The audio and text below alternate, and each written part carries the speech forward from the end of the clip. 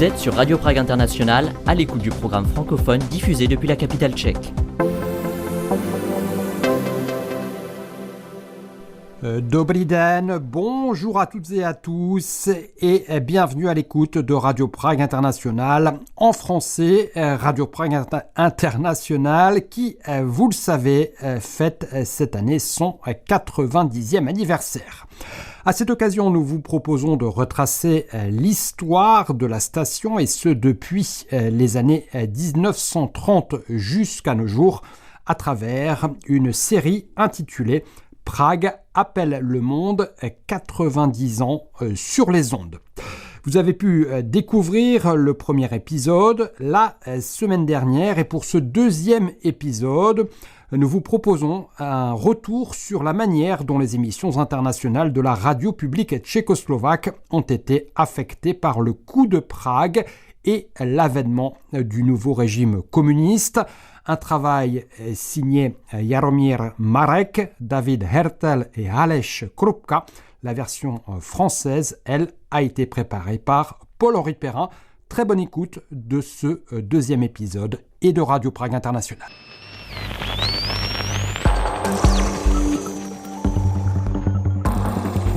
This is Radio Prague, Czechoslovakia. Drazí krajany, transoceánské spojení na krátko. Attention. Radio Prague International. 90 ans sur les ondes. Au lendemain de la Seconde Guerre mondiale, la Tchécoslovaquie, redevenue libre, fait à nouveau entendre sa voix. Les émissions radiophoniques vers l'étranger reprennent d'abord dans les principales langues internationales, ainsi qu'en tchèque pour les expatriés, puis s'élargissent. Au début de l'année 1947, c'est ainsi dans pas moins de 18 langues que la voix de Prague s'adresse au monde. Et alors qu'avant-guerre la musique occupait une place centrale dans le programme diffusé, c'est désormais au contenu et au fond que la priorité est donnée. Très vite, les émissions internationales se transforment en un instrument de propagande du nouveau régime communiste, un rôle qu'elles conserveront jusqu'à la révolution de velours en 1989. Zahraniční vysílání je v celé řadě zemí světa. Pour les habitants de nombreux pays du monde, les émissions internationales constituent le seul moyen d'apprendre quelque chose, pratiquement sans risque, sur le socialisme dans les pays socialistes et en Tchécoslovaquie. Elles leur font connaître la position des États socialistes sur les grandes questions internationales, notre soutien à la lutte contre l'injustice sociale, ainsi qu'au mouvement de libération et d'émancipation nationale. Elle porte aussi la vérité sur la communauté socialiste partout où celle-ci est la cible des attaques de la propagande anticommuniste. Confiait l'ancien directeur des émissions internationales Vladimir Vipler dans les années 70. Tenu dans une émission intitulée « Et les années passent », ses propos ont valu pour toute la période allant de 1948 à 1989. Les émissions internationales sont nées du besoin de fraternité humaine, qui était particulièrement important après la Seconde Guerre mondiale. Moi-même, en tant que jeune journaliste, je suis entré aux émissions internationales en 1956. J'ai toujours énormément apprécié de pouvoir réaliser des reportages sur la Tchécoslovaquie, non seulement pour la Tchécoslovaquie elle-même, mais aussi pour des auditeurs lointains.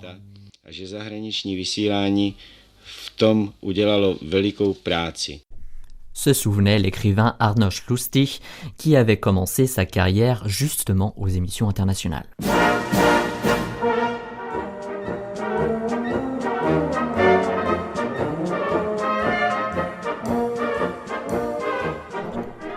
Peu après la guerre, la Tchécoslovaquie s'efforce encore de maintenir une diplomatie ouverte à tous les horizons. Ainsi, lorsqu'en septembre 1946 se tient à Prague la première foire d'après-guerre, de nombreuses délégations étrangères sont présentes. Au micro de Radio Prague, c'est avec enthousiasme que l'économiste et travailliste britannique Hilary Hayder Markand partage son ressenti. I was much impressed by the large crowds who have visited the fair. J'ai été très impressionné par les foules de visiteurs. Cela témoigne du grand intérêt que l'homme ordinaire porte aujourd'hui aux questions économiques. La guerre étant terminée, l'industrie se doit désormais de fournir aux gens à la fois de la nourriture, des vêtements, mais aussi un logement et des distractions. J'ai été heureux de constater que votre industrie textile est de nouveau en mesure de produire des vêtements. Nous pouvons vous vendre autant de coton et de laine que vous en aurez besoin. Et j'espère que plus tard, lorsque notre production augmentera, nous exporterons aussi chez vous nos vêtements et d'autres marchandises. J'ai également été particulièrement intéressé par l'exposition de meubles. Nous vous en avons récemment acheté et nous en sommes très satisfaits. J'espère également que l'été prochain, de nombreux visiteurs de chez vous viendront en Grande-Bretagne. Personne n'y sera plus bienvenu que les Tchécoslovaques. Learn to know one another better and better as the years go by.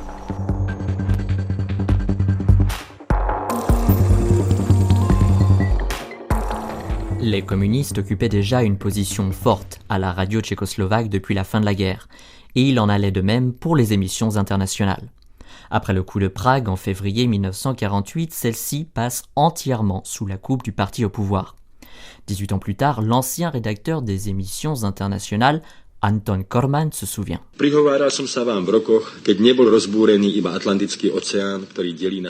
me suis adressé à vous à une époque où ce n'était pas seulement l'océan Atlantique qui sépare nos continents qui était agité, mais le monde entier. C'était après février 1948, lorsque nous, dans la vieille patrie, avons choisi la voie du socialisme.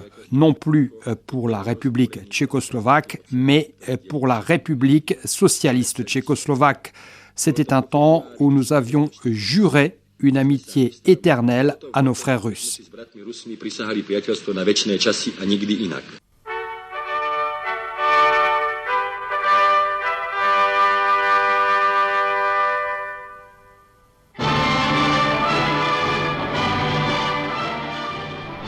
Radio Prague commence alors à émettre pour deux mondes différents et s'adresse à chacun d'eux de manière différente.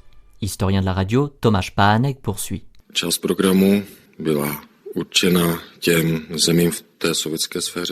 Une partie des programmes était destinée aux pays de la sphère d'influence soviétique avec pour objectif de renforcer l'amitié sur la base des valeurs socialistes et communistes.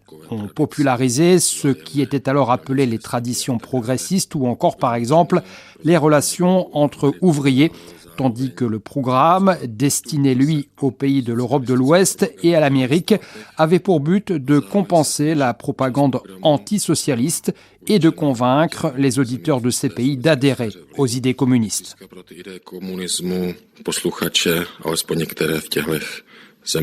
Le fonctionnement concret de ce système a été décrit pour le projet Pamięć Naroda, en français Mémoire de la Nation, par Bedřich Utitz, ancien chef de la rédaction allemande, puis directeur de la rédaction centrale des émissions internationales. La diffusion d'informations sur la situation en Tchécoslovaquie avait pour but de convaincre l'Allemagne de l'Ouest des avantages du régime communiste en leur montrant ce qui était mieux chez nous.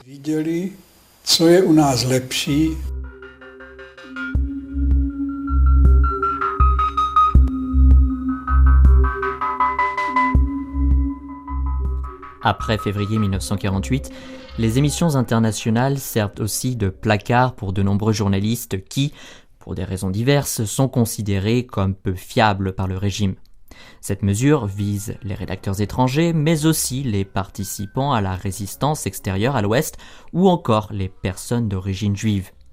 À la première catégorie appartenait par exemple Liz London, épouse d'Arthur London, ancien vice-ministre des Affaires étrangères et futur auteur du livre L'Aveu.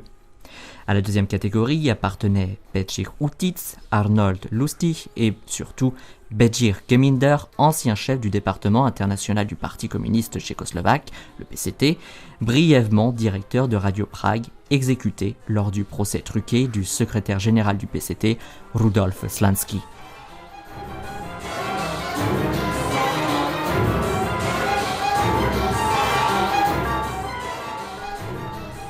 Dans les années 1950, la propagande communiste imprègne l'ensemble des programmes de Radio Prague. Ainsi, lorsque, en 1958, la Tchécoslovaquie commémore le 10e anniversaire du coup d'État communiste, Josef Lukl Hromadko, théologien, évangélique au service du régime, prend la parole sur les ondes des émissions internationales. Je considère aujourd'hui encore ma décision de février prise il y a 10 ans comme l'une des plus importantes et plus justes prises durant ma vie. Que ce soit dans la vie publique ou au sein de mes églises, je suis reconnaissant d'avoir pu participer à ce travail de diffusion d'une juste compréhension de ce qui s'est passé. Lors de mes voyages à l'étranger, j'ai été confronté à de nombreux préjugés et j'ai toujours considéré que ma mission principale était d'expliquer le sens des événements ainsi que la nécessité, la justesse et l'inéluctabilité de ce que nous avons entrepris en février 1948.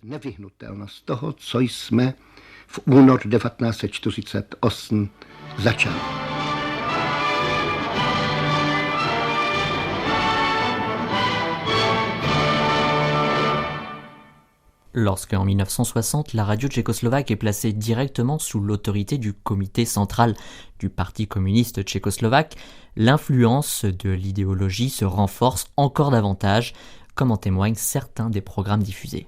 Radio Prag spricht für Österreich über Kunst und Kultur. Wie würde die Welt aussehen, wenn Hitler gesiegt hätte? Das war die Preisfrage unserer Enquête. En 1962, par exemple, des sondages sont réalisés auprès des auditeurs sur des thèmes tels que « Mon expérience du colonialisme » ou « À quoi ressemblerait le monde si Hitler avait gagné ?»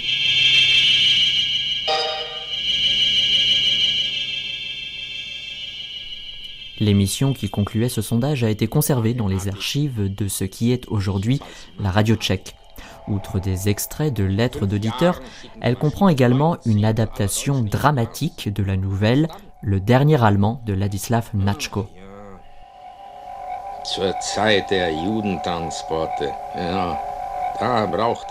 Celle-ci décrit une réalité alternative dans laquelle les nazis ont gagné la guerre et où les nouvelles lois raciales sont si strictes que même Göring et Goebbels n'en sont plus satisfaits.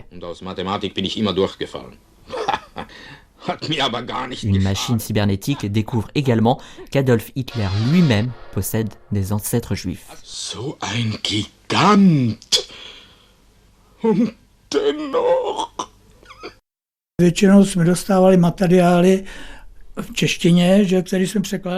La plupart du temps, nous recevions des documents en tchèque qui nous étaient imposés et que nous étions chargés de traduire en espagnol.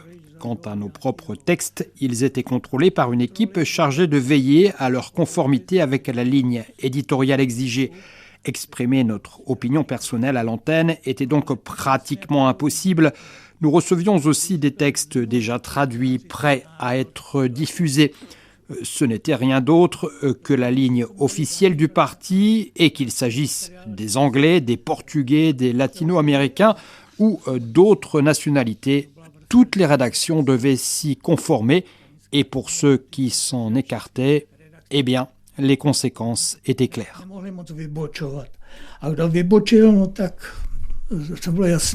Se souvient Antonio Casado, qui a commencé à travailler à la rédaction espagnole à la fin des années 60. Aquí Radio Praga, Tchécoslovaquie. Zastavme se právě zde, v prvním patře budovy Československého rozhlasu. Arrêtons-nous ici, au premier étage du bâtiment de la radio tchécoslovaque, là où se trouvent les rédactions des émissions internationales.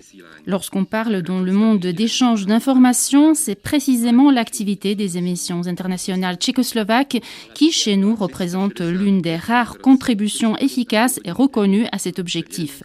365 jours par an, 35 heures et demie par jour, dont 11 langues, retentit l'annonce « Ici Radio Prague, Tchécoslovaquie ».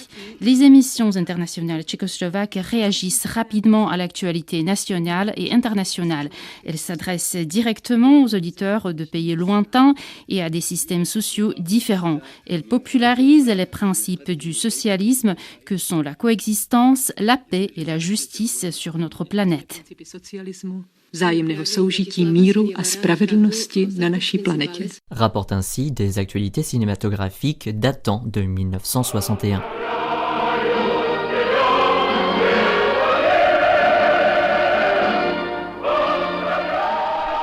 Outre les grandes langues internationales comme l'anglais, l'espagnol ou le français, Radio Prague émettait également dans des langues plus rares comme l'arabe, le sorabe, le suédois ou même l'espéranto.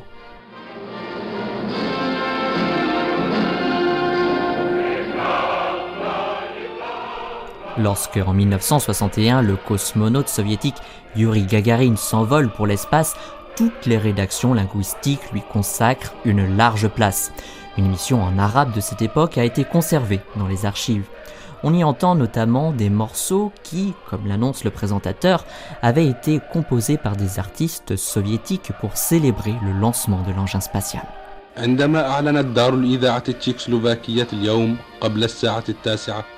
Lorsque aujourd'hui, peu avant 9h, la radio tchécoslovaque a annoncé que les scientifiques soviétiques avaient lancé un vaisseau spatial en orbite autour de la Terre avec un homme à son bord, une vague indescriptible d'enthousiasme a traversé toute la République.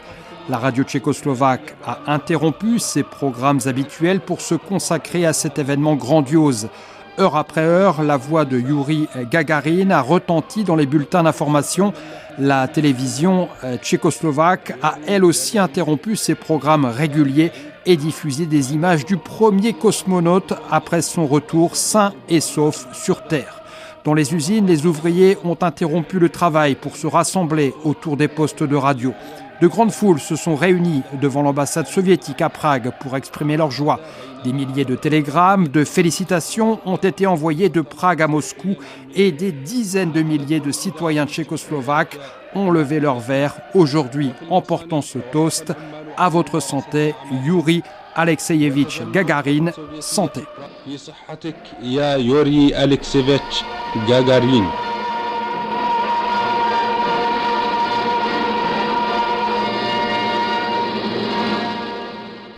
La manière dont Radio Prague s'adressait aux auditeurs étrangers était très soigneusement pensée. Un prêtre catholique s'adressait par exemple aux Tchécoslovaques expatriés aux États-Unis, tandis que dans les commentaires politiques destinés aux auditeurs d'Amérique latine, seuls des hommes prenaient la parole. Aux femmes étaient réservés les sujets plus légers. Eva Manetova, qui a travaillé à la rédaction portugaise pendant plus de 30 ans, se souvient. La répartition des rôles entre les hommes et les femmes était très intéressante à la rédaction latino-américaine. Dans les années 80, on menait des campagnes expliquant qu'ici, à l'Est, les droits de l'homme étaient parfaitement respectés, alors qu'à l'Ouest, ce n'était pas le cas. Et à la rédaction latino-américaine, ces sujets étaient préparés par des hommes, des rédacteurs tchèques. C'étaient les penseurs, tandis que les femmes, de leur côté, s'occupaient des programmes de divertissement. En y repensant, cela avait sa logique pour l'Amérique latine, car si une femme avait proclamé ce genre d'idées de manière trop agressive, personne ne lui aurait probablement prêté attention. Pour être rédacteur à Radio Prague, plusieurs qualités étaient requises, comme l'expliquait en 1975 le directeur des émissions internationales de l'époque. Ce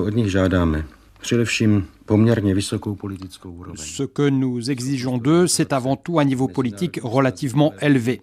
Ils doivent être capables tout à la fois de s'orienter dans les relations internationales et de comprendre notre politique intérieure. Il leur faut également bien connaître le pays ou la région auquel ils s'adressent. Nous devons être conscients du fait que, en fonction de la région du monde dans laquelle ils vivent, les gens n'ont ni la même mentalité, ni nécessairement le même niveau d'éducation. Il existe aussi des influences concrètes d'ordre historique. En résumé, il y a tout un tas de choses qu'un rédacteur des émissions internationales doit connaître, en plus de ce que tout rédacteur digne de ce nom est censé savoir. Parfois directe, la propagande était d'autres fois, au contraire, beaucoup plus discrète, dissimulée derrière des reportages sur la vie quotidienne. Entrée dans les années 60 à la rédaction francophone, dont les émissions étaient destinées spécialement à l'Afrique, Pavla Jazayerova se souvient de cette particularité. J'ai assez vite obtenu ma propre émission qui s'appelait Rencontre des jeunes. Je parlais avec les gens et réalisais des reportages. Bien sûr, il s'agissait de propagande en faveur de la Tchécoslovaquie socialiste. Mais personnellement, je ne m'en rendais pas vraiment compte dans le sens où je faisais ce que je voulais. Évidemment, il y avait de la censure. Il y avait toujours quelqu'un pour relire les textes avant leur diffusion. Je me souviens d'une anecdote amusante. Il y avait au sein de notre équipe un Sénégalais qui avait préparé une émission sur Noël dans laquelle il disait que dans la Tchécoslovaquie socialiste, l'enfant Jésus était accueilli dans les plus beaux palais comme dans les pauvres masures. C'était drôle et étonnamment, la censure a laissé passer le mot masure. A to přešlo, ku podivu.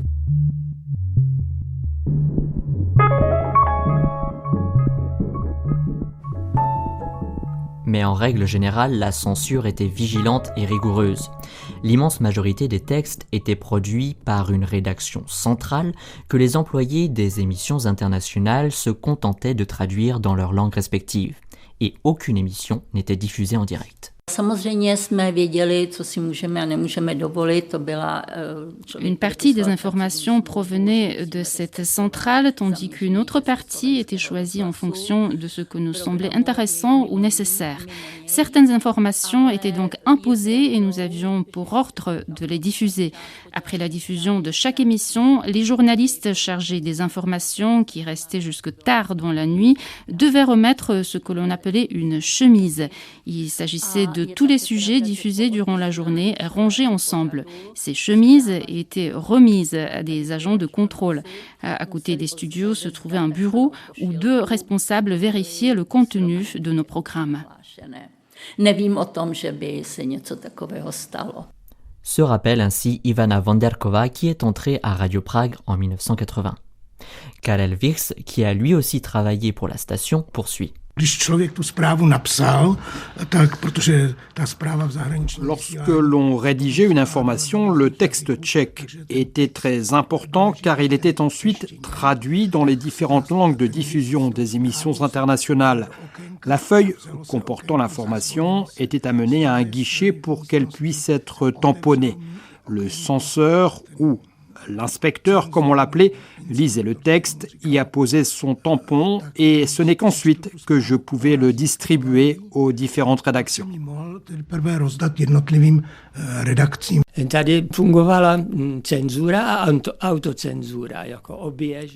Il y avait à la fois une censure et une autocensure. La combinaison de ces 2 éléments donne un porte-voix du régime. C'est comme ça que les choses fonctionnaient à l'époque. Observe Václav Richter, rédacteur de longue date du service francophone.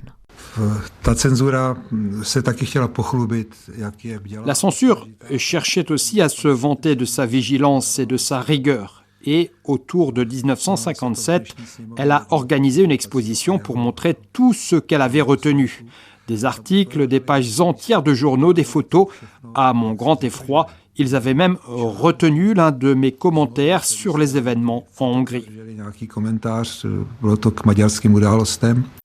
Se souvenait Richard Zeman.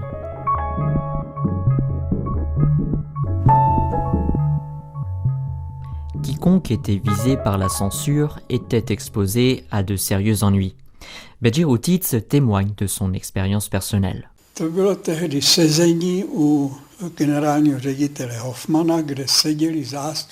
me souviens d'une réunion dans le bureau du directeur général de la radio tchécoslovaque, Karel Hoffman, où étaient assis les représentants de toutes les principales rédactions et où l'on écoutait les émissions qui étaient considérées comme étant problématiques. Il y avait là bien sûr aussi des représentants du comité central du parti. Ce jour-là, il était question d'un commentaire sur Willy Brandt, le maire de Berlin, qui jouait alors un rôle important dans la politique active de rapprochement entre l'Est et l'Ouest. J'avais rédigé un commentaire plutôt positif à son sujet. La conséquence de cette semaine-là a été que 6 rédacteurs en chef ou leurs adjoints ont été virés de la radio avec effet immédiat.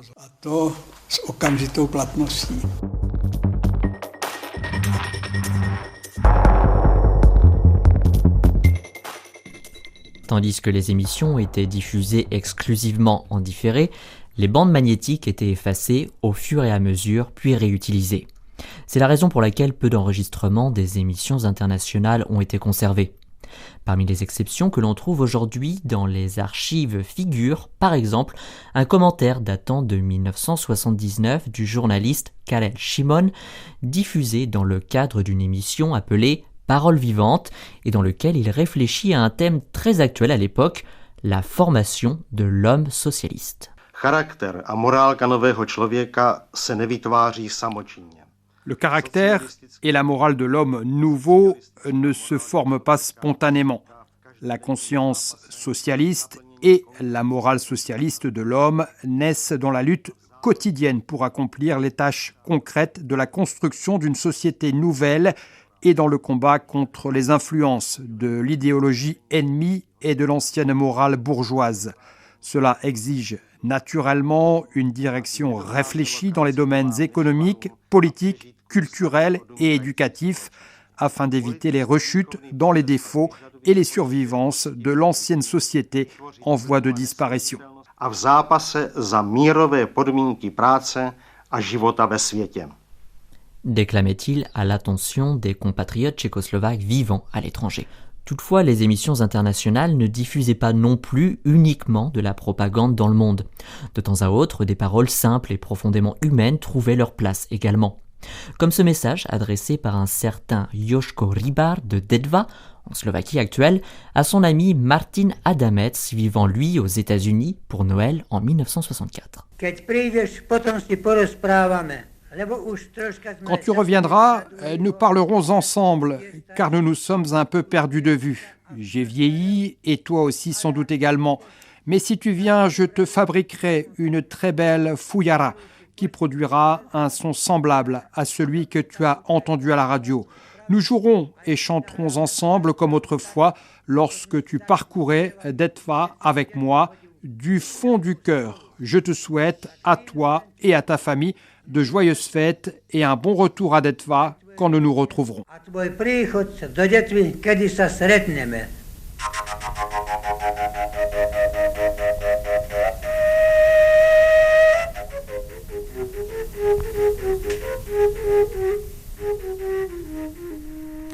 Voilà, c'est la fin du deuxième épisode de notre série consacrée donc à l'histoire de Radio Prague International, une série intitulée « Prague appelle le monde, 90 ans sur les ondes », une série dont vous pourrez écouter le troisième épisode dès la semaine prochaine, une série à suivre tout l'été.